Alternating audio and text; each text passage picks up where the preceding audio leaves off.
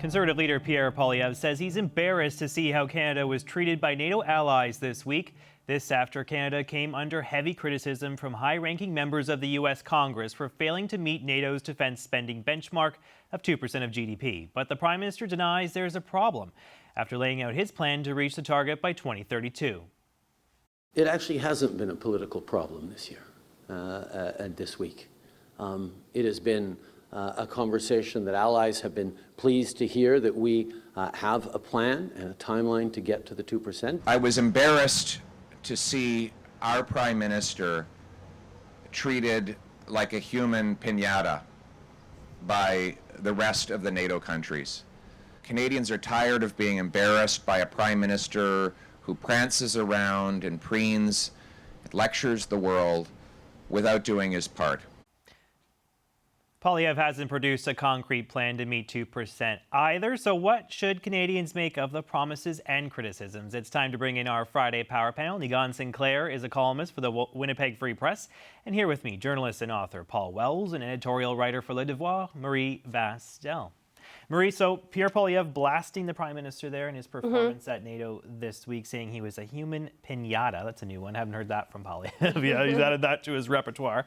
And he said that Canadians should be embarrassed about how this all went down and how the Prime Minister hasn't come up with a concrete plan to meet the 2% target. What do you make of this? Do you think Poilievre's right to pounce on this defense matter, or is it much ado about nothing? Yes and no. I think he's partly right because it took the government a really long time to announce a plan to get to 2%, and the plan that they announced this week lacks a lot of detail, lacks any detail actually.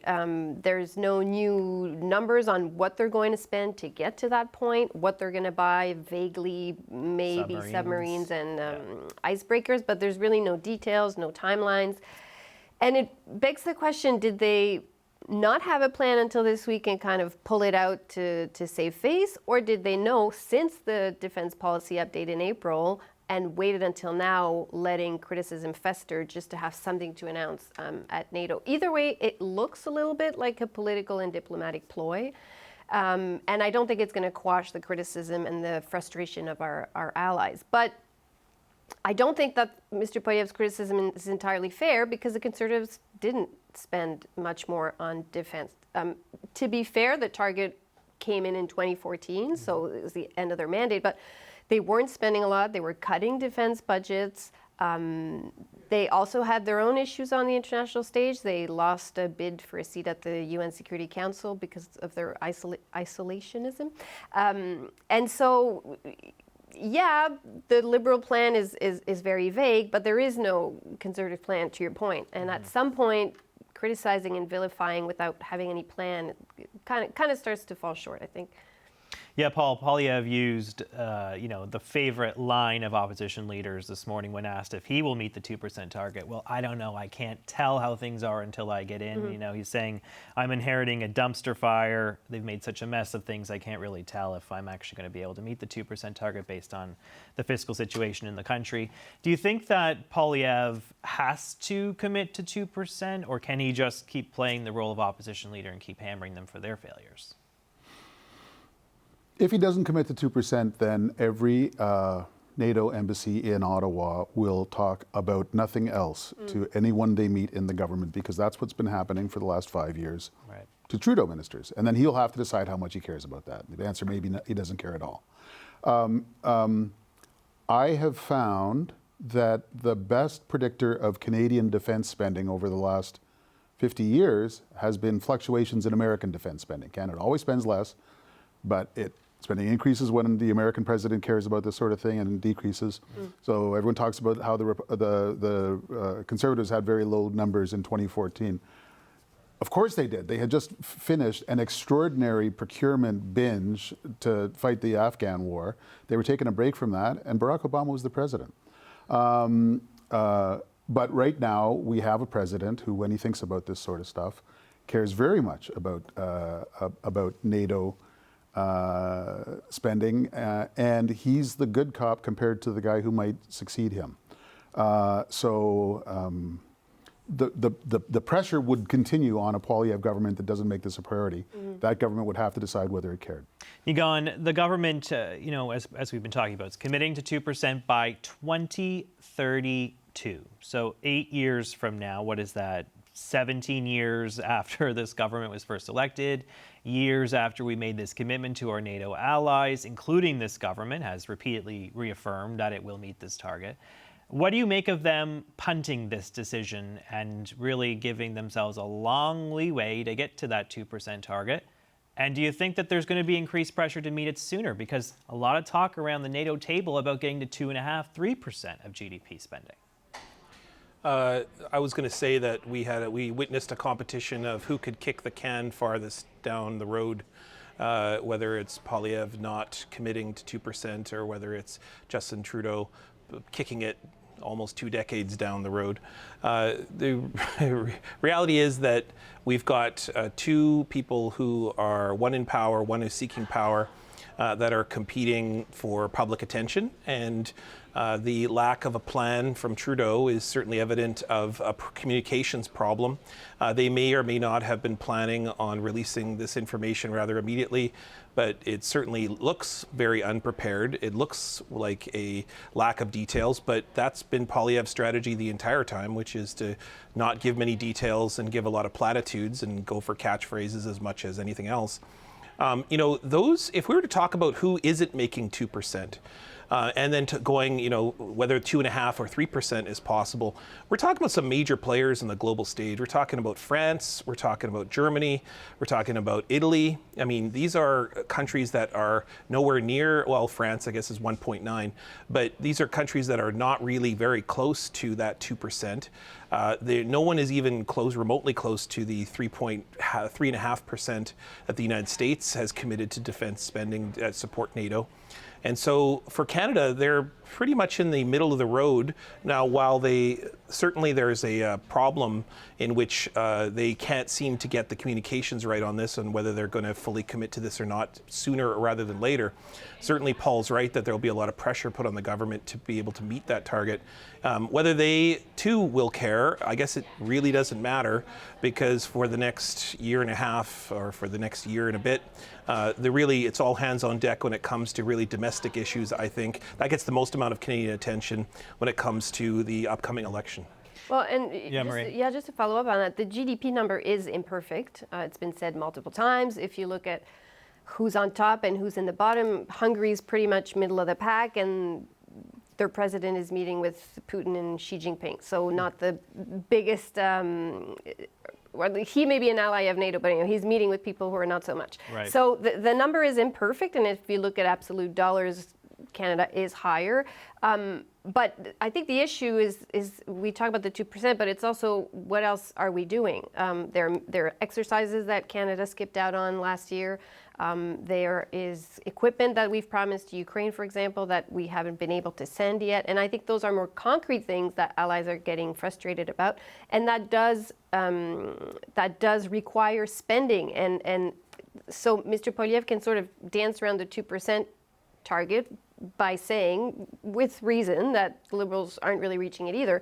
But I do think at some point he might have to answer what is he going to do to fix the military and make sure that they can deliver on what is expected of them and what the government would like them to be able to respond to. That's a more concrete thing that perhaps he's going to have to flesh out. Do voters care about this issue, though? I mean, that's probably the reason why the government hasn't moved on this, right? Is they've directed their spending at dental care and pharmacare, things they think that will be better received with the ballot box. Maybe that's their calculation, right? Is that most Canadians don't really care. I don't think that they care so much. I agree with you, but I think at some point when your prime minister, like is the case for Mr. Trudeau right now, is being criticized abroad and that your international reputation is being hit, I think that maybe hits more of a nerve with people, and that is the challenge for the prime minister right now. Yeah, Paul. They care the most when there's a mess up. Yeah. That's really what they care most about, not really about the policy announcement. Yeah, Paul, to that point, you mentioned embassies in Ottawa, but we heard in D.C. this week a lot of criticism, right? And that's something that Canadians might actually care about, as Marie points out. I mean, we heard from Mike Johnson, Speaker of the House of Representatives, essentially saying that Canada's a freeloader. We're riding the U.S. coattails, that we need to step up. It's shameful how much we're spending at this point. We heard Mitch McConnell, the Republican leader in the Senate, say something publicly along the same lines, that it's time for us to spend more. And we know how Donald Trump feels about this, right? He's floated the idea that he might not protect allies that don't actually meet the 2% of spending target if there's some sort of attack. Is that something that's probably why you think that they're moving on this now?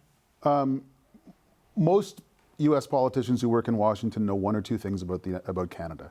Often the thing they know isn't even true. For most of the decade after 9/11, they knew that Canada was a staging area for terrorists who wanted to attack the United States. That was not even true. There were plenty of terrorists in the United States who were ready to attack American targets. The thing they know now is true. Canada is not pulling its weight in defense spending in an increasingly dangerous global environment. And they're not going to unknow that from one week to the next. They're going to keep knowing that. And that's going to be a problem for any prime minister. Nigan, final thoughts to you? Well, this is an issue that I think, just to emphasize again, that this is an issue that really is not on the top mind of voters, but it is something absolutely that gave Poilievre a kind of an ability to be able to attack Trudeau, because it just appeared such a communications problem. And we've seen this over and over and over again for the Trudeau Liberals. Really, communications, planning out, delivery of message, staying on message is just constantly being manipulated by and driven by the Conservatives. Nigan, what do you make, though, of the U.S. criticism in particular? I mean, those are some strong words from Mike Johnson in the House. He's a powerful figure. He's got Trump's ear, and blasting us as a shameful country for not spending enough on defense. That has to hurt. Well, I agree that certainly there's a lot of ability for international criticisms, particularly from those in the United States, where defense spending is, the righteous thumping of the chest. But I wonder how much Canadians really care about the major conservative leaders in the United States criticizing what has never really been a forefront issue for virtually all Canadian governments in terms of defense spending.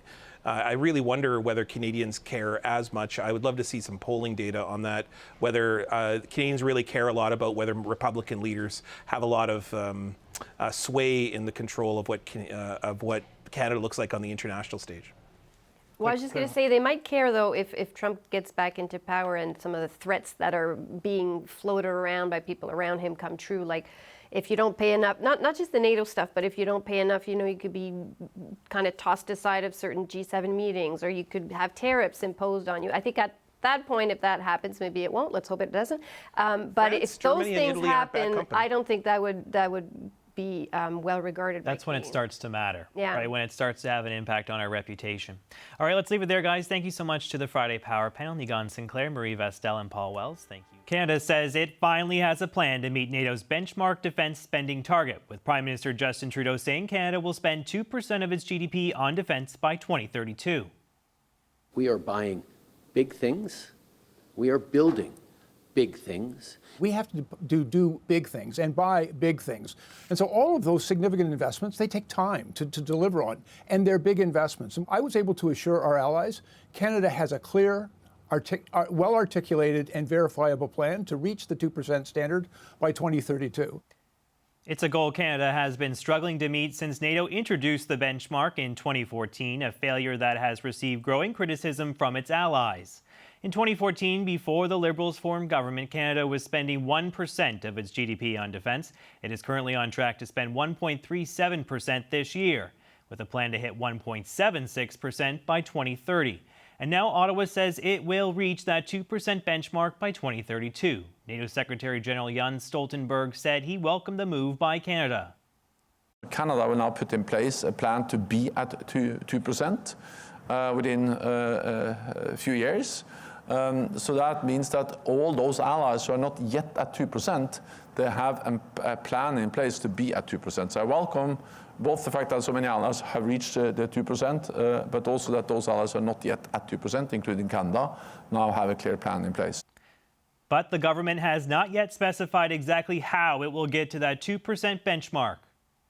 For more on this, David Perry is the president of the Canadian Global Affairs Institute and host of the Defence Deconstructed podcast. He joins me now. Welcome back to the show, sir. Hey, thanks. Great to talk to you. So Canada has just announced a timeline to get to 2%, but that's about all it is, right? There's not much of a plan. We just have a timeline, and they plan to get to 2% of spending, 2% of GDP on defense by 2032, so about 8 years from now. Do you think this is a credible proposal that they've put forward? Well, it's hard to tell because, like you said, there's not really actually a proposal. It was a political commitment from the Prime Minister, and I don't want to diminish that because I think it is important for Canada that our Prime Minister did actually finally make a political commitment to do that. So that there's a value to that. But in terms of the credibility, as you said, I mean, they haven't released any detail. There's no public version of any kind of spending plan. My understanding is they don't actually even have the money yet. So the credibility is going to have to wait. We'll talk about money in a second, but we talked before about this. They just released their defense plan, in April? Their outline for what they're going to do on military affairs. There was no commitment to get to 2% in that document. Fast forward, 3 months later, now we have this major commitment to get to 2%. What do you make of the timing of all of this happening this week while they're meeting in DC with NATO allies? So my sense of things is I think the government thought that they were going to get more credit or buy more leeway from our allies with the plan they did publish, which would have seen us, if everything had gone as the plan laid out perfectly, it would have potentially seen us get to 1.76% of GDP. And I think that their sense was that would get them further than it actually did. And I think what they saw and learned was that for most of our allies, this metric actually does matter. I was just down in Washington at the public forum attached to the summit. The spending pledge, 2%, came up over and over and over again, and 1.76% isn't 2. Yeah, it's not just the press, because that seems to be the line from the government that, the media is kind of fixated on this 2%. Well, it's a commitment that our allies are also fixated on, right? And it's a commitment that we have repeatedly said we will meet at different NATO summits. The Prime Minister said something interesting yesterday when he was asked about this. He said there wasn't a lot of political blowback. He didn't hear some of the things that you were hearing. But we know that's not exactly true, right? We know that there's reports that Mike Johnson, the Republican Speaker of the House, was saying it's shameful how much Canada is spending on the military. He said that we're essentially riding U.S. coattails.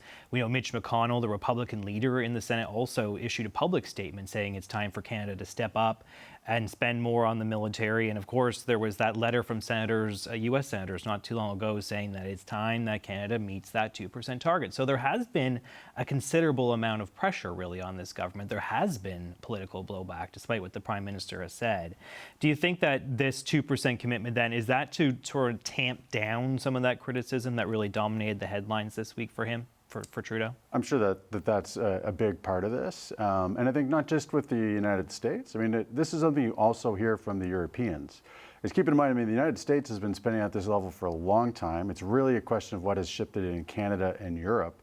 And the bulk of our NATO allies in Europe have moved forward to commit the funding to live up to this target. I do think it's probably not great messaging and great relations with our allies to kind of either diminish the target or to sort of suggest, well, we're going to have to make hard decisions to get there, because all those Europeans have had to go through and did go through making exactly those same kinds of tough choices. Yeah, what'd you make of the Prime Minister's characterization of the 2% target at his final press conference? He said it's a crass measurement of defense spending. He says it's not the be-all, end-all. He was sort of talking down this target. Do you read that as kind of a lackluster commitment then to actually meeting 2%? I think it probably undercut a little bit the value of him coming forward and making the political commitment. Whether or not you think it's a crass political target or not, it's one he made a year ago at the Vilnius summit. So it's Canada that signed up and agreed to it, as him as Prime Minister doing it. But beyond that, I don't think our allies look at it the same way. And I think it did diminish the value of what he was doing to sort of talk it down and say that, well, it's not as important, it's just a mathematical formula.